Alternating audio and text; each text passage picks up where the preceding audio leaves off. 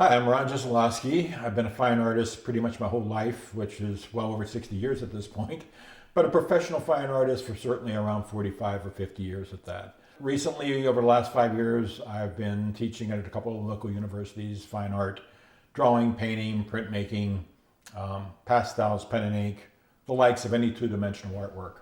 Tell me about your upbringing and also how you first discovered your passion for art.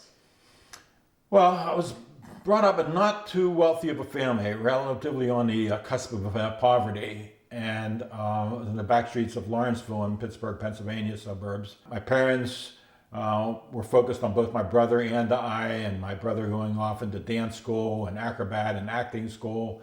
And he was my older brother, so my mother would pretty much drag me along, and I had nothing better to do, so she would probably hand me a coloring book.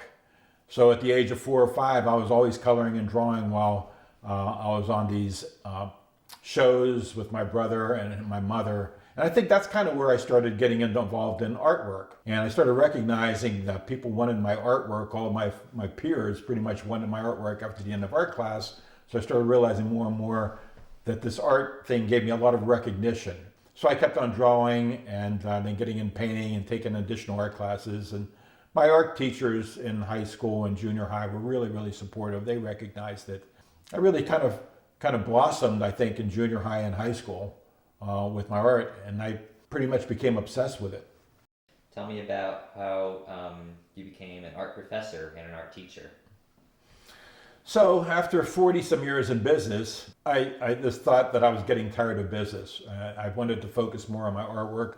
Doing my artwork solely and being a professional artist was really my vision when I was, 6. So I ended up, I wasn't quite sure. I almost thought I would just retire and probably just do my artwork, but I got bored after a few months of doing that. And I figured, well, why not just look around and see if there's any opportunities. My first opportunity was Waynesburg, and I became a professor of drawing, painting, printmaking there. They put me on all 3 or 4 disciplines pretty much my first semester. And I did that for about 5 years. And then I decided to maybe look out, stretch my wings a little bit, and started just over the last year teaching at La Roche University.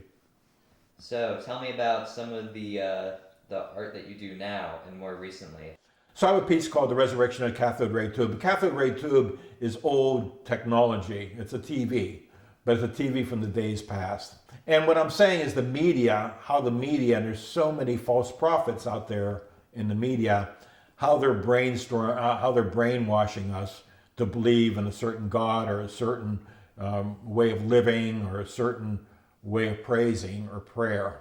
I think a lot of these people who were prophets or preachers were making millions of dollars off of people and taking advantage of them. And a few of them were pretty much busted for doing that.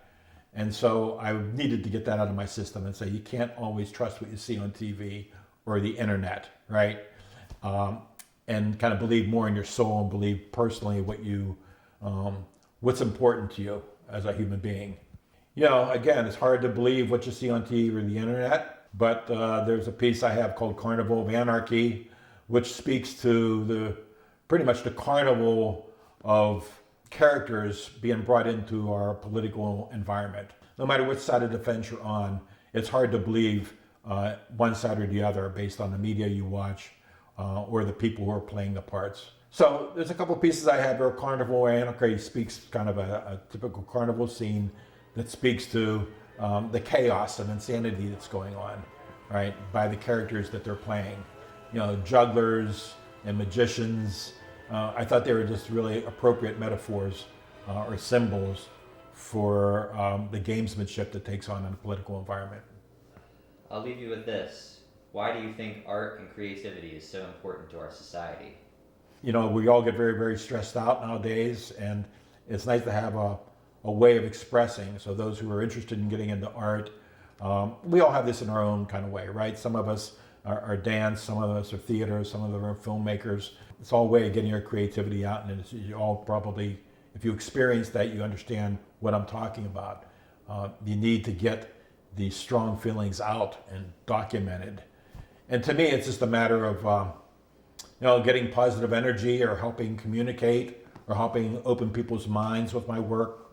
They could look at something and they could maybe figure out, maybe it would be great that maybe they see the world a little bit differently or see a particular problem or situation a little bit differently from the way I hide imagery and metaphors and symbols within my work.